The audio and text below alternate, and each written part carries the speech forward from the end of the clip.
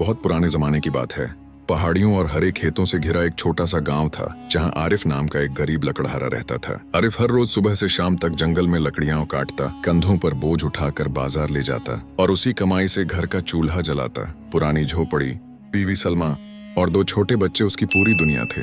गरीबी थी लेकिन दिल साफ और आदतें सच्ची। सलमा हमेशा कहती, आरिफ तेरी ईमानदारी ही सबसे बड़ी दौलत है। अल्लाह कभी मेहनत जाया नहीं जाने देता, लेकिन गांव वाले मजाक उड़ाते, इतनी ईमानदारी का क्या फायदा, फिर भी तो फकीर ही है।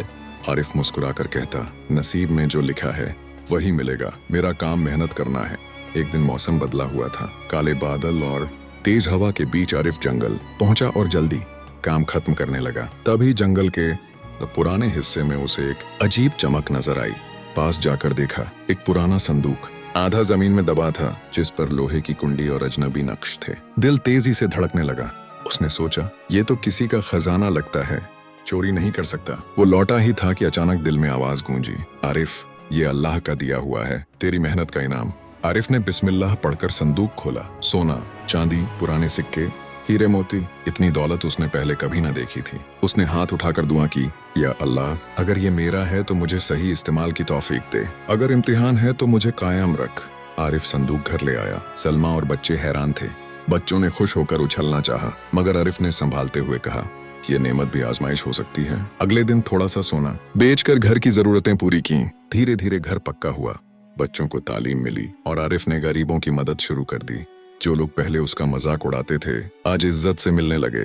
आरिफ कहता, ये सब अल्लाह का दिया हुआ है, मैं सिर्फ उसका वसीला हूँ। लेकिन गांव का लालची आदमी शब्बीर जलने लगा। उसने अफवाहें फैलाई, आरिफ ने जरूर गलत तरीके से दौलत पाई है। आरिफ ने सिर्फ इतना कहा, जो अल्लाह दे उसे कोई छीन नहीं सकता। एक दिन बच्चों ने जिद की, अब्बू चलो शहर चलें, वहाँ सब नई चीजें मिलती हैं।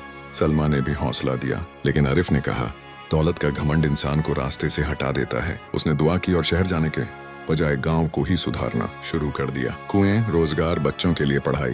धीरे धीरे गांव खुशहाल हो गया। लोग कहते, आरिफ ने ईमानदारी और सब्र से गांव की किस्मत बदल दी। वो एक दिन दुनिया से चला गया, लेकिन उसका नाम हमेशा याद रहा। सच्ची इज्जत दौलत से नहीं, ईमानदारी और सब्र से मिलती है। जो अपनी नेमत दूसरों पर खर्च करे वो दुनिया और आखिरत में कामयाब होता है।